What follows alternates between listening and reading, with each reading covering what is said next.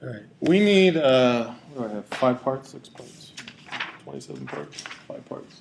First part to any lesson plan is you need learning goals. All right. This is an academic setting, so you're going to have to write out your learning goals like we did before. Okay. In all honesty, though, when you start doing this, your learning goals will be, you can just mark up your book. All right? If you want to make a note of them, you can.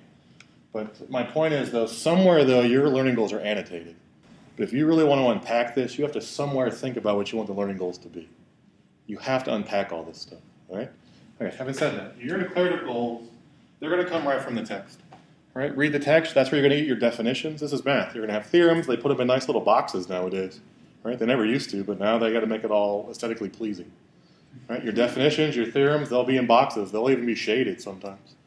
Right? Your other key words, your other vocab words will be bolded most of the time. That's where you're going to get all your declarative stuff. Okay? Your procedural stuff will come right from the examples. They're going to give you the examples. All right? So you're going to know, example 1 is going to be graph a line. Well, gee, my procedural goal is I want them to graph a line. And the other one is fill out a table. Well, gee, my procedural. So that's going to go right off the examples. All right? This is where I want to make a note, though. I need to change this part here. Right? So these aren't so much for your procedural goals. These are the examples you want to actually show students and have students practice. All right? So these are the things that you want to show, right? So this is for examples to show students and have students practice. Okay? All right? So I might not have a problem with the US lesson with the 5 things. If he could tell me, I have this problem because it has a negative y-intercept. I have this one because it has a positive y-intercept. I have this one because it has a larger numerator than the denominator. But if he had reasons for it, I'd be okay with that. But I don't think that's the case. I think the guy just picked 5. Okay, so when you do your examples, and I'm going to give you a model to follow, which when you leave here, you can do whatever you want, but you'll have to do it here. That's how you'll figure out the examples, right? And what you want students to practice. Okay, but that's the deal. So that's where my procedural stuff comes from, and my declarative. I'll mark it right out of the book. Okay, my conceptual goals then. This is why you're a content expert. Sometimes there'll be little blurbs in the book about why we do things, but most of the time there absolutely will not be, right? Which means you have to go to your procedural and declarative pieces and ask yourself, how does it fit together? Right? Ask yourself, why was there a square root? Where the hell did it come from? Right? Why was there a negative? Where did it come from? Right? Can I just tell kids a negative goes here, a negative goes there, or should I unpack this? Right? When you do that, I'd ask these questions. Right? So why? So why are the definitions, the theorems, the procedures, why are they stated the way that they are? Right? Why is it y equals mx plus b? Why isn't it y equals m plus b over x? Right? There's a reason for it. Do you know what the reason is? I know that's a little extreme, but that's the idea. Okay, what is the notation, the definitions? What does it really mean? When I tell you f of x, what does it really mean? Do you think the kids are going to get that? Okay, and that's the hardest part about this is you're going in with a lot more knowledge than they have. And you're going to make assumptions that they know what you're talking about. You need to treat them like blank slates. Right? And then how is everything related? How are the definitions, the notations, all that junk related? That's where you'll get your conceptual things. Okay? And hopefully I'll show you at the end of this. It's your conceptual goals that are going to drive your quality activities that you're going to develop. Anyone can do declarative and procedural on an overhead, right? Or in front of the board on a mic. Anyone could do that. Right? It's the quality activities that we design for the conceptual ideas. That's what sets us apart. That's what makes it an idea. All right? So just to play off what we just saw, so maybe the Japanese teacher said, hey, look, I want them to really review the 3 methods, but I don't want to just show them the 3 methods. I want them to kind of unpack that there are 3 methods and how they're different, all that good stuff. What should I do? And he thought, well, I tell you what, I'll just give them a problem and I'll say solve it however you feel like. And then I'll have people come up or talk and do the different methods. Yeah. So what if nobody does one of the methods? Then that's a good point. Yeah. Then I would, if I was him, just like you saw he did, there really was not a 4th method, but and he told him about it. I'd say, hey, look, like the quadrilateral, like that kid, the only kid, that was awesome.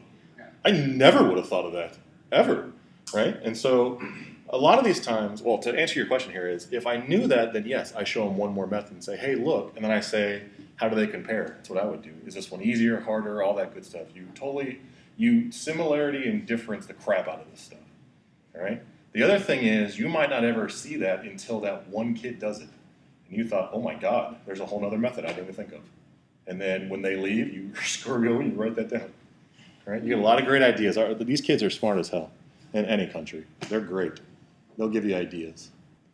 Okay, so our conceptual goals, and I can't stress this enough. It's going to do two things for us, right? It's going to help you understand the math.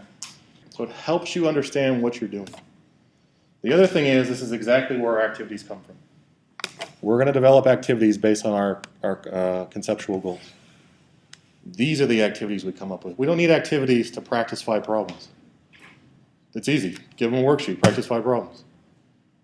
Not church it up, but make it fun and exciting by putting letters next to the answer and then having them decode some stupid puzzle. Oh, that makes it way more exciting, right? We already have a crap load of that.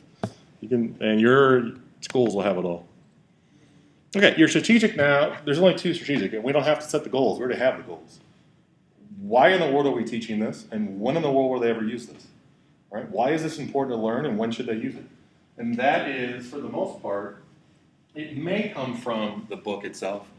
You can see the books nowadays too have come to, every section has a real world application. That'll give you some hints on where this can be used. It'll also give you some hints on why this is a good deal. So you will get hints. Other than that, though, you're going to have to use the fact that you actually are a mathematician. Right? You know a lot more than, I was going to say than you think you do, but I don't know how much you think you know. All right? But that's the deal. Sometimes we get some nice hints from the book. Sometimes we got to think about it ourselves. And again, the conceptual part will help us unpack how we understand this stuff. Okay, part 2 is you need to figure out what prior knowledge they need. Once you figure out all your learning goals, you go to the procedural, well, not the declarative, the procedural part. What do they have to know to actually do these problems that you're not going to teach them? Okay, and I put it in here, but the trick here is you don't actually develop these right now. If you can, you can, but as you work through your problems and get your examples, then you'll start thinking of ideas as, oh, now they need this. Right? So if I'm going to graph something, use a table, well, they need to know how to fill out a table. Right? They need how to do substitution. If I'm going to graph things with y-intercepts, you know what a y-intercept is. So you'll get all that as you start developing your examples. Right? And when I say that, the examples will be in the book. You don't have to make new ones. Okay. I wanted to make a small point here. When you do your prior knowledge, the anticipator set is a great idea. You can lump it all in there. Okay. I just want to caution you that if you put, let's say you have a 50-minute lesson and you do all the prior knowledge first, you might need some of that prior knowledge 40 minutes down the line.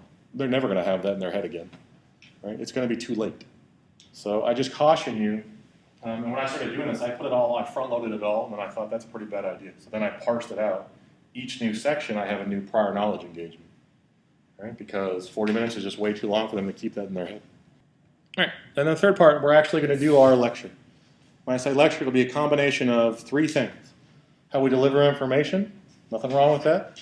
The activities that we actually do, and the independent group work that they do. That's 3. All right, there'll be 3 things. And what you want to do is you want a ballet of kind of this integrated, you work between all 3 of them. Okay? The big point here, and put an asterisk by it, adults can maybe go for 10 minutes and before they lose interest. We're not teaching adults. We're teaching kids that would much rather not be there. Okay? So if you want to set yourself up for failure, lecture for more than 10 minutes. So I would definitely, and this is a big thing that I like to do, is chunk it up. Do not talk at them for more than 10 minutes. So talk on a little bit, have them do an example, have them do some practice problems, then come back and talk a little bit more. And have them do something else. So this whole thing about you do a little, they do a little. You do a little, they do a little. Whole 50 minutes, you've been in those classes. How gut-wrenchingly boring are they? Are you really 100% at the end of those things? Or are you thinking, geez, this lady can talk? Has it really only been 56 minutes? The 4th part is you need to figure out if they're doing stuff well. Check for understanding. I just put formal and informal. You have 2 ways you can do this. You can either physically collect an artifact, which is a formal check for understanding, exit tickets, all that stuff that people do. Or you can just walk around and check observations. I was never a huge exit ticket collect stuff. I did classwork, so I'd I'd always check their classwork. So I guess I could tell you my structure at the end of this, but that's how I would do it. That'd be the artifact I would collect. So I know you're going into part 5, but would you consider homework part of checklisting a formal check? I would, yes. I mean, I would, so yes. Now that you say it, that makes total sense. But no, I'm thinking of it as two different things. Check understanding in the class itself before they leave. Yeah, but you're exactly right. Now that you said it, yes. But no, I didn't think of it like that. Or I'm not thinking of it like that. The last part is the homework. You need to make sure you can actually select homework that makes sense to your learning goals. I've said it, I'm sure, a dozen times. If I haven't, then I meant to. You can pick out the worst math teachers on the planet right away. Look at their homework. It says 1 through 21 odd. 23 was too many and 19 was too few. I needed 1 through 21. I guarantee you they have no idea what they're trying to get kids to understand. They just want it. I need to take a breath. It blows me away. 1 through 21 odd. Excellent.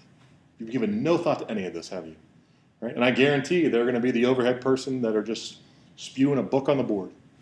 And those kids are very excited to be there, and they're going to love math after that class. I tell you that much. All right. So my point is, you need to start figuring out what homeworkers you're going to assign and why. Okay. And I would use that as a learning tool too. When they do the homework, maybe you have a blurb to say, "Why did I skip 3? Why did I have you do 5 and 7 and not 9?"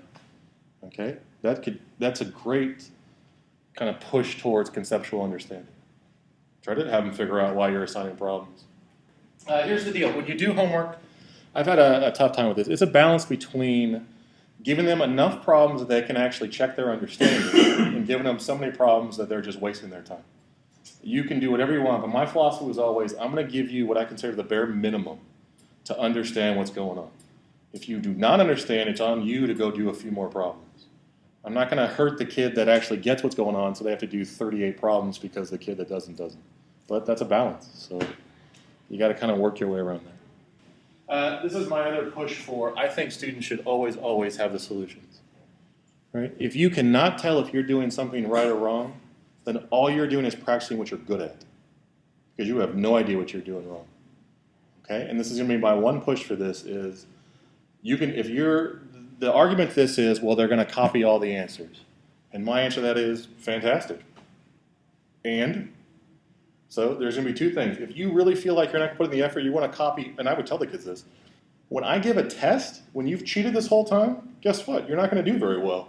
So there are two options here. The kid that cheats the entire time and copies all your homework, only two possible things will happen. They fail the test because they haven't learned anything, or they'll pass the test because from cheating they actually learned the material. Well, then I'm happy. So I don't understand the downside. So why am I going to hurt the kid that really needs solutions to check and to do, to see if they're doing things right, when the other kid will sort himself out? It'll all be fine. Right? That's my one push for, let's stop doing things that don't have answers and all that stuff. They need to check. You ever done a homework problem and not know if you've, or not had any clue if you've done it right? Are you pretty happy about it? Yeah. You ever turn it in and then a week later you get it graded? Did you learn all you could? No. Time has passed. Let's not hurt the kids that are really going to try and really want to be successful, because some kids will copy. Questions, comments, concerns? That's kind of quick. That's good stuff.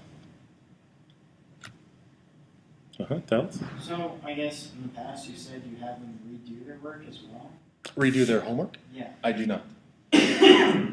Nope. So the homework I don't. Yep. I do on the tests. I always do test corrections, but Maybe that's what I was thinking. on homework though, I give them that outline that I have, but I make them record key concepts.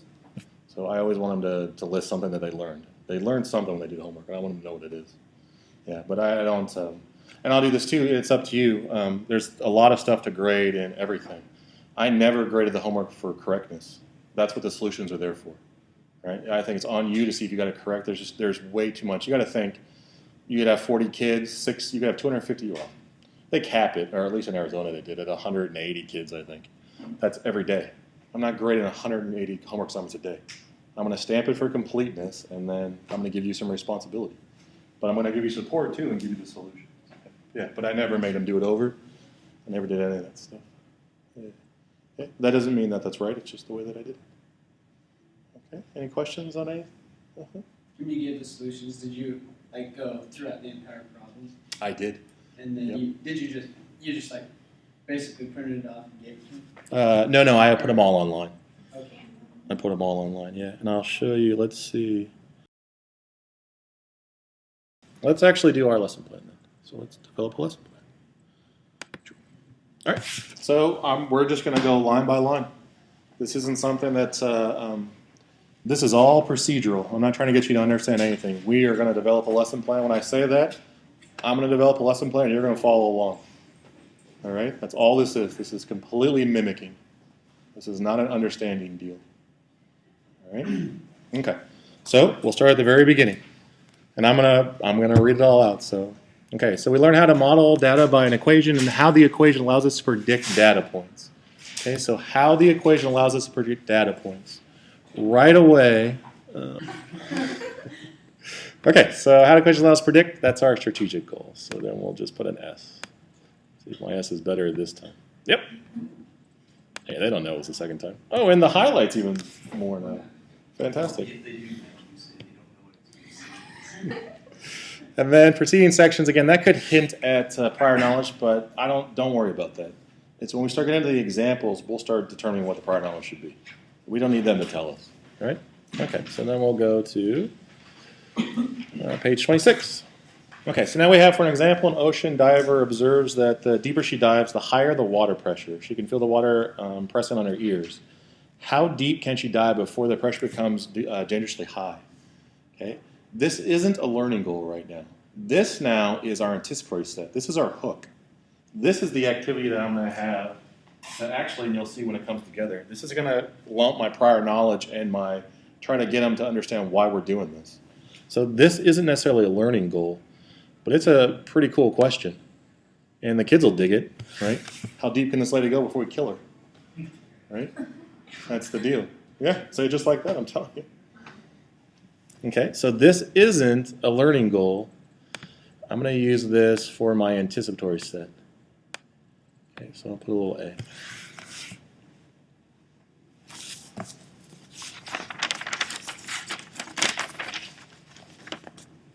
Okay. Okay, and she must be able to predict what pressure is at a different depth. So doing the predicting again, that's my strategic goal. So I'm still there. I have anything new? Date your life. So she begins by diving to safe depths and measuring the water pressure. The data she obtains help her find a model. Okay, so now all of a sudden we have declarative. Right? So I want them to know what a model is, but notice, like I said before, they bold it. So this right here, first of all, model. I don't know. If you want to put data, you can. It depends on what their prior knowledge is, but maybe data and model. These are definitely declarative. I need them to know the definitions of these. Right. Well, I said definitely. The data part, I don't know. Okay.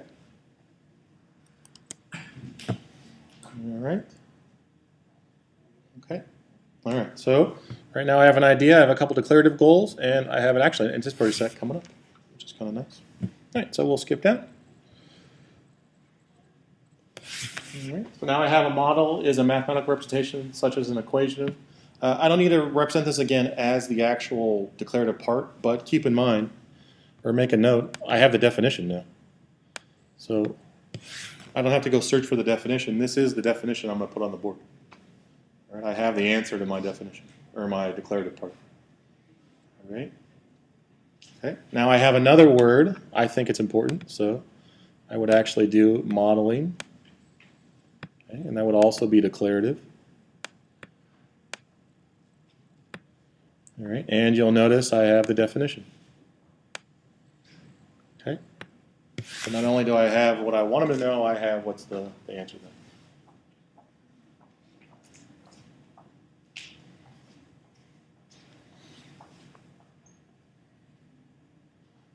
Okay. All right. So now we have many real world data.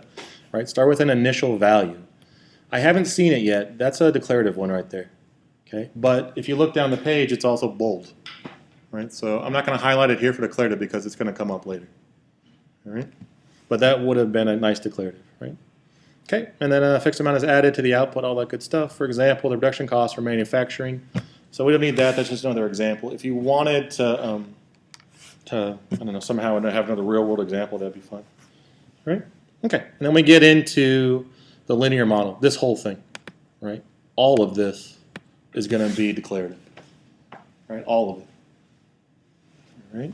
So, and I don't mean to go highlighter happy, but right, linear model is going to be it, initial value is going to be it, the actual equation is going to be it. Right? I want them to know what this B value is, all that stuff. Right? I'm going to do all of this. Okay? All right?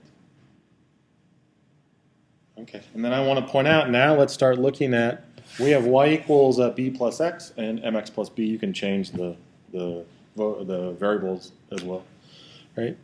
So this is the initial value. I'm curious why they call it initial value. Do you think a kid's going to understand how we get an initial value and why it is? I wasn't too sure. So I think this should be a conceptual goal. I want them to understand, I was going to put y, but I'll put a C here. I want them to understand why it is we call it an initial value. Right? There's nothing wrong with what the guy said is, we really like zeros. And they liked them because 0 times anything is 0. Well, we really like zeros because that's the initial value. Right? What's an initial value? It's the starting value. It's when your input is 0. It fits the language, it fits everything. I think the kids can get that. All right? Okay. I also want to know, I don't think they're going to understand B is the constant amount by which y changes for each unit increase of x. Right? I don't think they're going to get that. I think we really need to unpack, first of all, why is it a unit increase? Does it have to be a unit increase? Does it have to be a constant change in y? And why is it y over x? I think we should unpack all of that. I don't think they're going to know that. So all of this stuff here, and I'll draw a little arrow, is going to be a conceptual goal. Let's unpack, that's an arrow. Let's unpack what B really is. All right? So I want to know what the relationship between initial value, the context, the concept, and the math is. And I want to know what the initial value is. I want to know what that really means. All right? Okay? Okay, this is where it's going to get weird.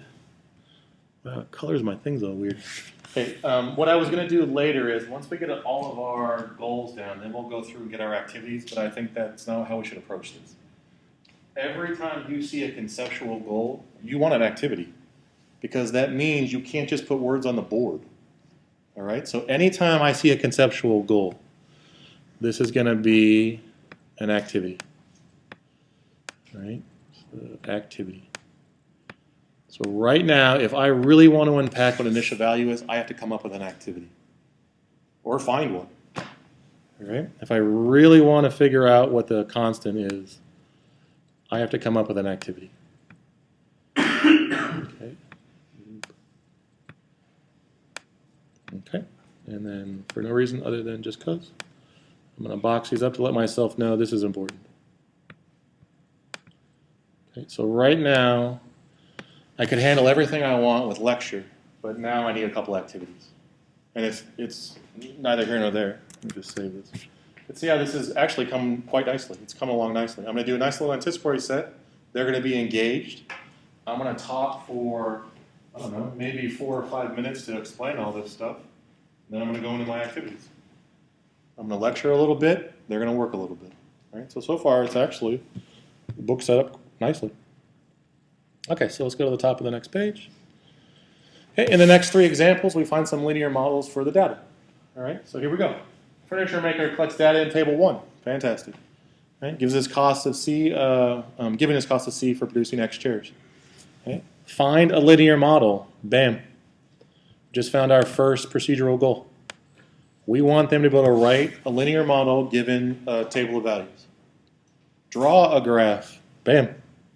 Just found our second procedural goal. We want to be able to draw things as well. All right, so procedural.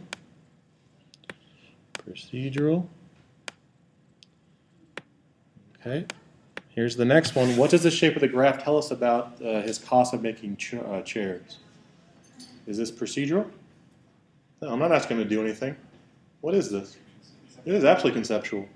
Now we're talking about the shape of a graph and how we predict things. That's obscenely conceptual.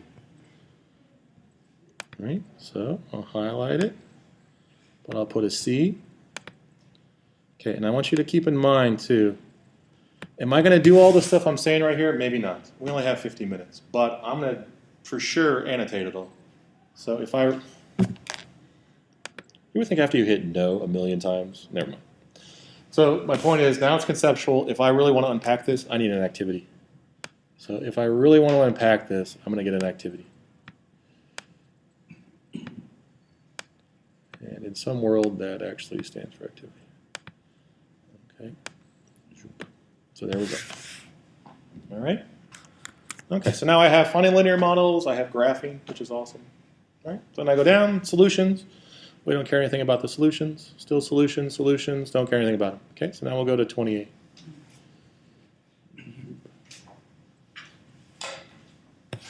Okay, so now we have, how can we tell whether a given set of data has a linear model?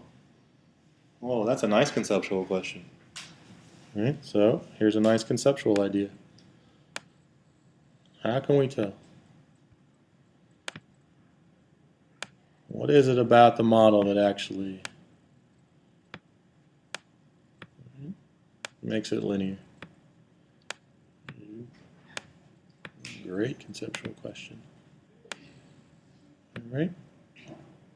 Okay. No for that. Okay, so let's consider data sets whose inputs are evenly spaced. Well, now I'm actually kind of unpacking my conceptual idea. So that's a deal. So evenly spaced, that's going to be part of my conceptual. Why do they have to be evenly spaced? And although I can't write it here on my, oh, now we're just getting weird. On my sheet, I actually wrote the question. Why do they have to be evenly spaced? Right? And so, for instance, the inputs 1 example, or 1, 2, 3, 4. Again, this is, I can't write it or type it as easy. But here, I made a note to myself. Do they have to go by ones? These are evenly spaced, 1, 2, 3, 4. But could it be 2, 4, 6, 8, 10? Could it be 5, 10, 15, 20? Right? We all know yes, but I don't think the kids are going to get that. All right? So that's conceptual. I might need an activity. Okay, human space, there's a limit model for the data if the outputs increase or decrease by a constant amount. Okay, so that again, increase or decrease by a constant amount. This is all, and sorry about the color, but this is all the conceptual part, right? So all of what I have just highlighted. Okay, come on. Nope, not going to work. Okay, so I would draw a little brace here.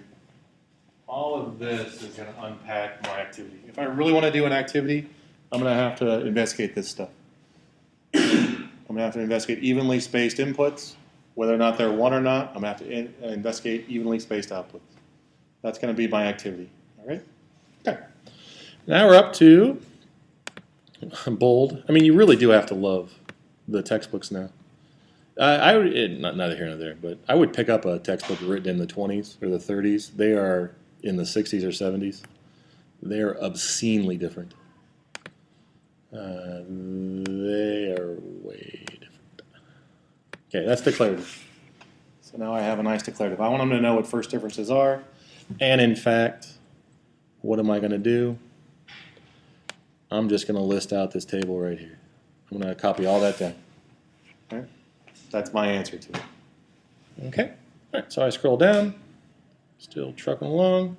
Now I'm doing another example. Okay. So I have show that the linear model is appropriate. That's new, right? So this is a procedural, right? Absolutely new. Okay, so this is procedural. Okay, find a linear model for the relationship. We've already done that. I don't have to write another procedural goal. That's part of it. Draw a graph. I've already done that. I've already taken care of all that. All right? So at this particular point, if I want to give them examples to practice, if I want to include these, it's just for them to be repetitive. Right? I don't actually have to, at this stage, have to include those. I really only care about A. Right? But, you know, I keep them along. Okay, so solution, solution, solution, which is fine. What are we at, 29? Solution, solution, check your solution, awesome. Okay, model water depth, so show that a linear model is appropriate. We've already done that. Find a linear model, we've already done that. I don't have to include anything. So now I go over to whatever page this might be, 30. Okay, still there, solution, solution, solution. Okay, now I'm at a whole new place, so getting information from a linear model. Okay, the point of making a model is to use it to predict. Bam. I mean, it's really beat me over the head about this is a strategic reason. These are my strategic goals right here. Why are we doing this? Because we need to predict things. All right, so I'm not going to highlight it again, it's just the deal. Okay, in the next example, use a depth pressure model of example 3 to find the pressure to depths which no humans can dive. Okay, we don't have to do this, or you can read through all this. And this will come with practice too. I made a note. Notice that our anticipatory set, if we want to do it, is a diving set. What we should do is hook them with that idea and end the lesson with that same example. Right? So in the very beginning, and I'll show you this when we do our anticipatory set, I never gave them the equation. I just want them to guess. Right? Do you think she can survive? Yes or no? Do whatever method you think you can. Plot it out. Do tables. I don't know. Pray to whatever you pray to. Try to get an answer. Now we bring it full circle, and all of a sudden, now we're going to use the models we just learned about to actually see if we're going to kill her or not. Okay? And we're going to be definite about it. Right? And it depends what you want to do. I did it where it was just close enough that she would survive, but maybe you kill her. I don't know. Maybe you kill her in the home, right? Yep, we do. And the more you can make them laugh, I know it's a weird thing. When I was in high school, our physics teacher, which was a horrible teacher, neither here nor there, but we always do things with freshmen. So if you had to do falling things, and then we always throw freshmen off of buildings. So you had to hit things, it was always freshmen running into walls. So it was always funny. I don't know. Unless you were a freshman. Then it was quite sad. Okay, so now let's do using the depth pressure, so the biosphere, all that good stuff. And then we're up to actually our last procedural. Let's use the model to predict. That's our last procedure. Now we have all our declarative, we have all our procedural, we have all our conceptual, and we've answered the one strategic, why are we doing this? We haven't answered the second one. When should we use this? If we haven't noticed yet, they always go hand in hand. The why and the when always go hand in hand. So if we're using this to predict things, when should we use this? Yeah, outside our domain. Yeah, absolutely. If we're doing this for that reason, then we should keep it up. Okay. All right. So let's see. I think if we go to the right, is that it? So the problems now. Yep, that's our problems. Okay. So we've got all our stuff. All our stuff. So we've mapped out exactly what we want to do. All right. Okay, comments, concerns? Any questions about that? So I know what my anticipatory set's going to be. I'm going to bring it full circle. I know what my examples are going to be, all that good stuff. And I even know that I need 3 activities if I want 3. I think there were 3, but 4. Okay. All right. Okay. Having said that, let's do this. All right. So, and again, I typed up exactly what we did, but there's no reason why you couldn't. And I think it's easier if we go through this to do what we want to do. All right? Okay.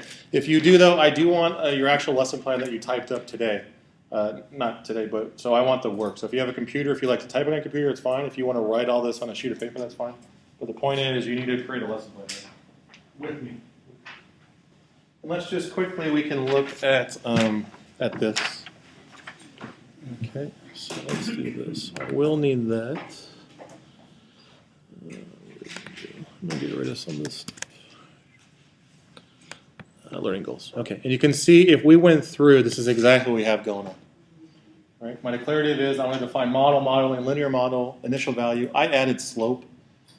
I know the slope, the term wasn't in the actual text, but come on, how can we not talk about slope? So that's poetic license. I'm going to put slope in. All right, and then here's all the notation: y equals ax plus b. I want to explain all this stuff: what a is, what b is, what x is, what y is. And again, you can change it to m and little b. I do when I do this lesson. So. And then first differences. I want all that stuff. What are my procedural? Excuse me. When they leave, they're going to be able to find the linear model given a table of values. Always think about what you're asking them to do and what they're given, okay, and what the answer is going to be, because that's how we're going to make our examples. That's how we're going to test them. Not test them, get them to practice. All right, so find the linear model. Then I want them to plot data. Right? I want to plot the actual data and the graph itself. They're going to be plotting 2 things. Okay, so if you notice, we went back, they're plotting the data and the line to check. All right, okay. So right now, we haven't got our example yet, but that's it right there. So I have some prior knowledge right now. Can they plot data points and can they graph a line? That's our deal. Right, so I'd add those to my prior knowledge. Then they need to determine if a linear model is appropriate. Those are the 3 things they'll be able to do when they leave the class, right? Or at the end of this lesson. Right? Okay, here's our conceptual. So, we did have 4 then. So 4 activities. Okay, so why is the initial value when x is 0? I want them to know that. Okay. And this is purely, when I have you actually come up with answers, I should say, I do this actually now. I think you should always have an answer. So I would recommend if you do the lesson plans, you need the answer to this because it'll help you develop the activity. And it'll help you answer the kid that asks, why in the world does 0 matter? Right? You need to, not you need to be, depends I guess who you are. It's hard to kind of think on your feet when you're in front of everybody. So you want to prep. All right? Oh, this is not here or there, but I had this conversation today and it's such a tangent now. You have to keep in mind too, when students see lessons, they see lessons that are prepared ahead of time. The examples are already worked out. The teacher has done everything a million times. So all they ever see is a fluid idea of this is the way math should go, which is total crap, right? We make mistakes all the time. We have no idea which direction we're going. We try certain things. We do this, we do that, but they never get to see any of that. All they see is this prepped out lesson. Okay, so the point of this is, please do not be afraid to make mistakes.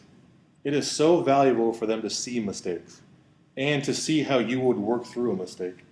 So I would plan that in too to show this is what happens when you actually get stuck because they never see that. Teachers never get stuck. How can they? They've done the same lesson 30 years in a row. All right? So my point is it's okay to tell a kid, I don't know the answer to that. And I'll find out tonight and we'll talk tomorrow. Okay? It doesn't mean anything against you, your knowledge, your teaching ability. In fact, it means that they get to see someone that's human. All right? Anyway, that was a tangent, but please don't be afraid to make mistakes.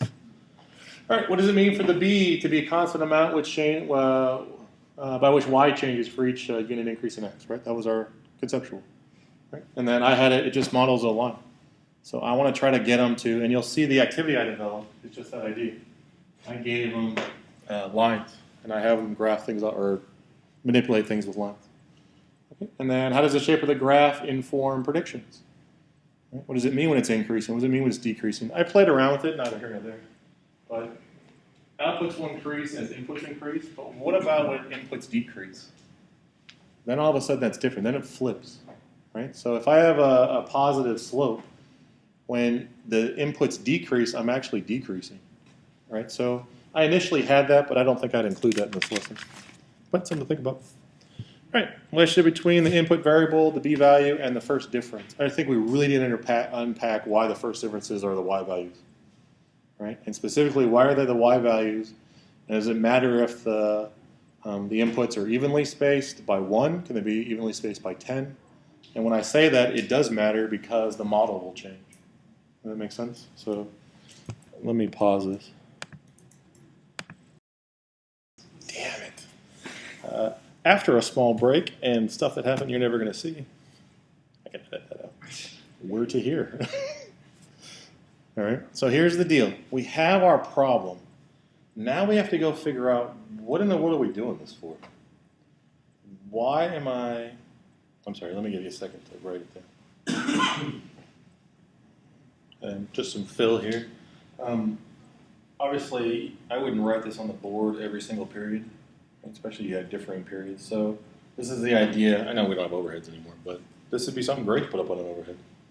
Right? Nothing wrong with that. Right, displayed on the ours are proximals, but on the projector here. Yeah.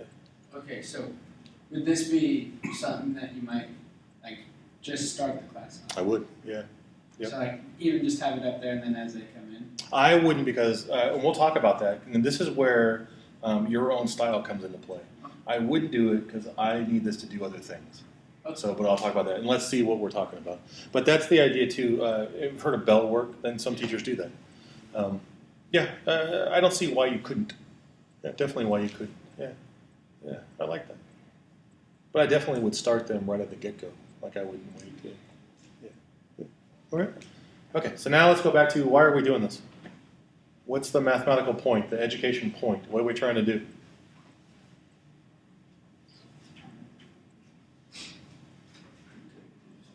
Yeah, we're trying to get them to understand that it's going to be very difficult to be sure if she's going to be dead or not. Right? With all of this, and first of all, and I'm not going to tell them anything. I'm not going to tell them how to do this. What are some of the ways that we could approach this problem? What would you do? Okay, good. I do that too. A little help? I would graph it. Right?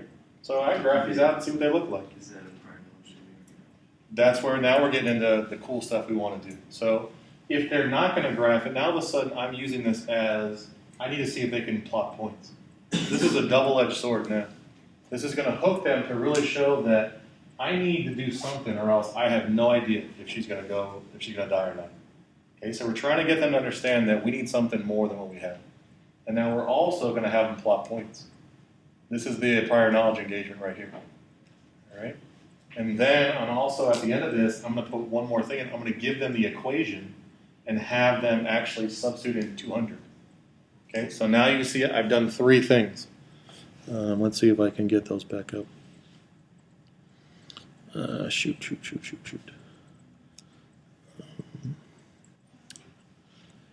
Nope, those are mine. But if you look on your lesson, your learning goals, I have 2 prior knowledge ideas. I need to see if they can plot points. I need to see if they can actually do substitution. And then I want to hook them to see it, or to give them the idea that the strategic part where we're doing this to be specific. All right? And I've accomplished all 3 of those in one fell swoop. And I haven't done anything except put this on the board. All right? Okay, so now what we need to do is, how are we going to get them to do this? How am I going to get them to engage in this? Should I just throw out a class question? Should I put not in groups? Don't have to worry about that. We can do all that later. Right? But how should I get them to approach this problem? Are we okay with, we're going to project this?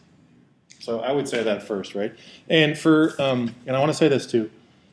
Until you've made a couple thousand lesson plans, you need to be very specific. Okay? 30 years down the line, a lesson plan is going to look completely different. They're not going to have any of this stuff because they don't need it. All right? In fact, my lesson plans look very different than when they used to, or how they used to. Okay, but for now, since you haven't made 1,000 of them, then let's do it. So right now, and however you want to do this, I'm going to make a little note to myself. I want to display. So show this problem on the projector. All right, that's what I want to do with this. I'm just going to project it. All right. And you don't have to copy how we do it. Just make notes to yourself. You want to put little asterisks. I went through a whole, I don't know. It's been such an evolution.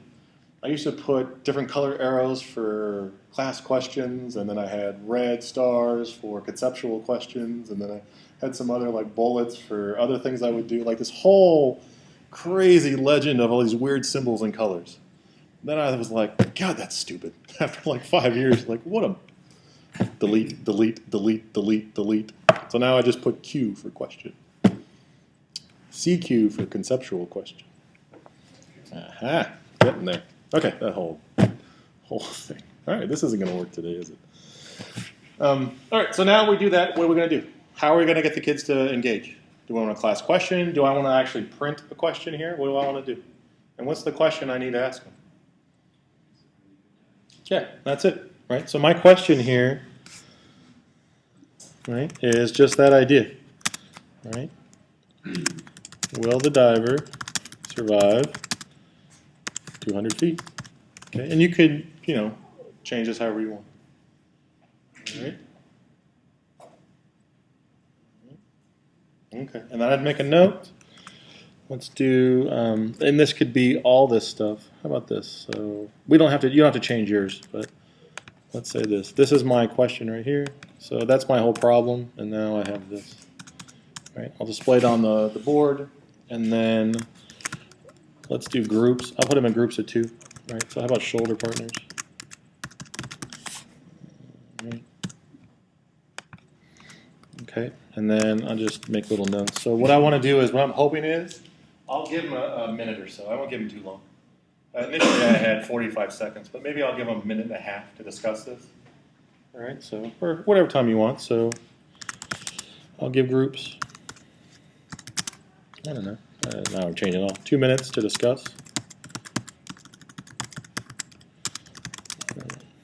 Right.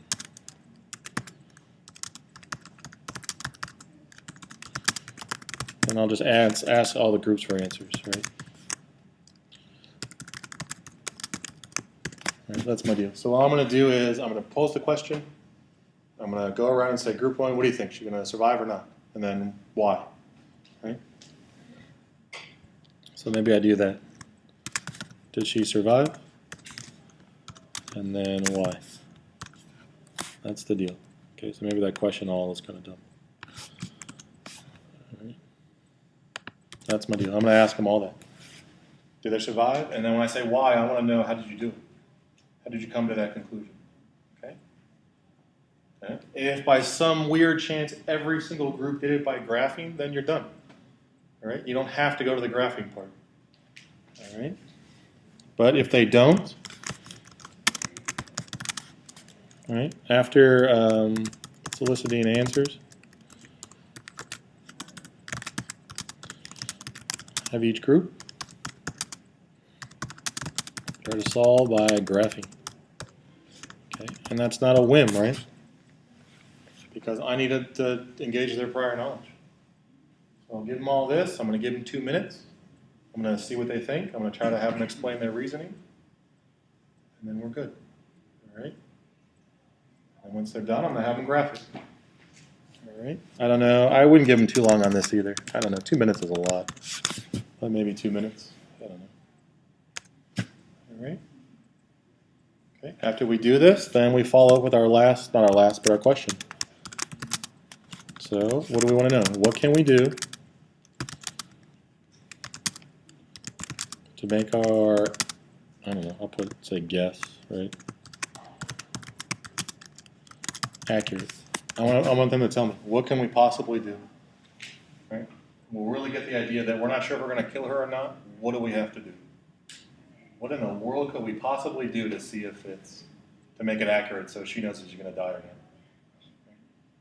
I know I'm playing off that death thing, but I was just thinking, you could do a whole story about how she's got all these puppies at home and kittens, and you want to get her back. Oh, there's a lot of hours and a lot of days. You need to somehow entertain yourself. If the class would love me or hate me. If you did that stuff all the time, I couldn't tell if they love it or hate it. Yeah, I don't know. And some years maybe would go well, the others not so much. Nothing ever works. Okay? So there you go. So then we do that, and the idea is, and I'd make a little note, right? I'm trying to lead them to, what am I trying to develop? A model. Right? We need a model. Such that I'm actually, at the end of this, I'm going to say, hey, look, y equals, what was it? 14.7 plus 0.45d. I'm going to give them this equation, have them plug in 200 and see if she survives. All right? Oh, well, she's going to survive. I put 1,000. It's 115 feet. She's going to be fine. Her pressure. Yeah, she'd be fine then. Right? And then I just, exactly. Sorry. And then have students substitute in 200, right? And then see if she really survives. Okay, so right here, even though, I mean, this is awfully wordy and all this stuff, and as you progress, a lot of this stuff's not going to be there. Okay? To be honest with you, right? The display is not going to be there, groups aren't going to be there. You'll make little notes. Right? You'll have an idea. I just list the questions I want to ask and all that stuff. Okay? Are you right? Okay.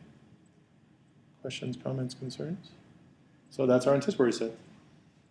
Right from now, we're all our prior knowledge, cross off list. We've already done it. Okay, all our good stuff, we're done. All right. Now we're up to our lesson. So let's do our lesson. Okay. I don't know if that's worth showing. So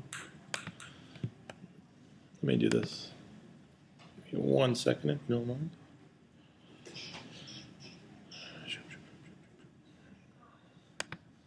Let me see if I have this. There we go. So in fact, this is actually the lesson plan that I made for this lesson last night. My dog helped, that's why it's good.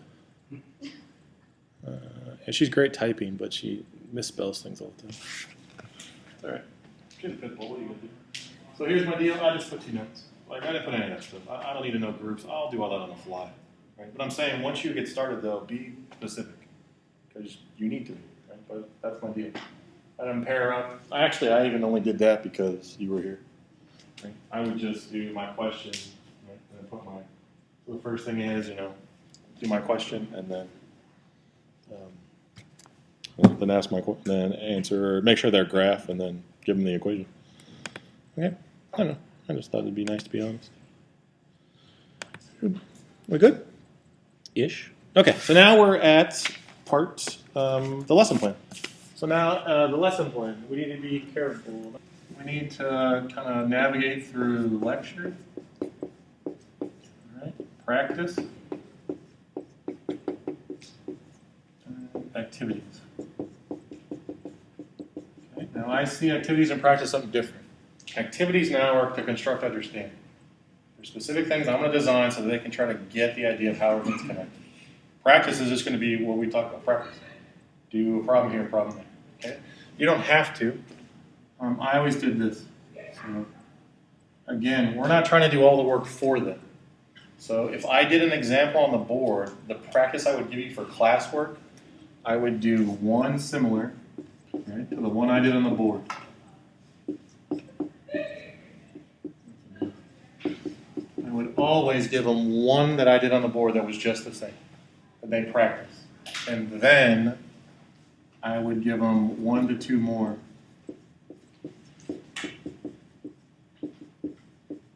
That are harder. Okay, and I'd even do things that maybe I didn't even talk about. Right? Here's the idea where they need to construct what's going on. Don't let them mimic everything you do. All right? So even stuff I didn't show. Because I want the conversation. I want the kid to say, hey, wait a minute, I don't know what this variable is. And you say, great, talk in your group. And then you come together. So it's not me showing them how to do everything. I show them how to do one thing, and then I tangent. All right? So don't be afraid of that either. Okay, so having said that, I need a lecture here. So, and then what do I need to do? I need, what's the first part? We come to our who's he, what's it? It looks like, if I go up here, I need to tell them what data is, what a model is, and then what modeling is. All right, that's my deal. All right, so let's do that. So let's do definitions. All right, and however you want to write your definitions, I need to tell them. So what a model is. I actually didn't do the data part, but so mathematical representation such as an equation of a real world situation. Okay? This is neither here nor there. I always had a problem with that real world part. You tell me if you can't map out fantasy worlds? Well, then you need to give $1 billion back to Halo. All right? Dude, absolutely. Yeah, so, anyway. Like I said, all the nice stuff we learn about each other. That's only one way. Modeling. So the process. Finding a mathematical model. That's the deal. All right? So this is what I give them. I put all that on the board. Direct lecture. Copy it down in your notes. All right. Okay, so now we're to this point. Right. So I'm coming down the list. I've checked off my third of up here. Checked off this declarative. I've even gotten the definition. Now I need this. I'm going to do this. This is going to be my definition. Okay. The point I want to make here is, notice I actually have activities too. Okay, so now I need to kind of unpack what am I going to do. All right, so the first thing I would say is I'm going to do an activity to try to get them to understand why A is what A is. I'm going to get an activity to try to understand what B is, how B is. All right, so having said that, this is why I'm going to do what I'm going to do right here. All right, let's get our definition now. I don't know why. On these more formal mathematical definitions, I don't know why I put them in boxes. Probably because I grew up with the stupid books that put them in boxes. So I'm going to do a linear model, and I'm going to put it in a...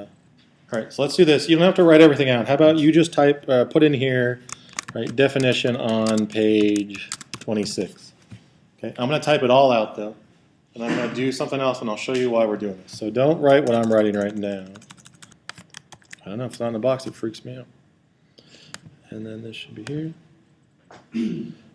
1 second, it's having issues with stuff. Let's do this. Okay, so now why am I doing this? Because I'm going to unpack what A is, what B is. I want to try to get them to understand what all these variables are. Right? So remember in my declarative part, I want to describe all this stuff. Which means, and I want them to come back and write their own meaning of what these pieces are. Right? So then I have a note here. I'm going to have students actually define this stuff right after we do the activities. All right? So I would have them do all this stuff. I'd write it on the board just like this. I'd draw some arrows. I'd do the initial value part. All right? And all that good stuff. But then I'm going to do some activities. Then I'll come back and finish this piece. All right? So they'll come back and enter stuff. Right? And that all came from the idea that I'm unpacking these activities. I'm going to have to get some activities. Okay? So that's how it came about. All right? Okay? All right, I say we stop there. Okay? And then next week we'll actually develop the activities, and then we'll come back and see what's going on, and we'll finish this up.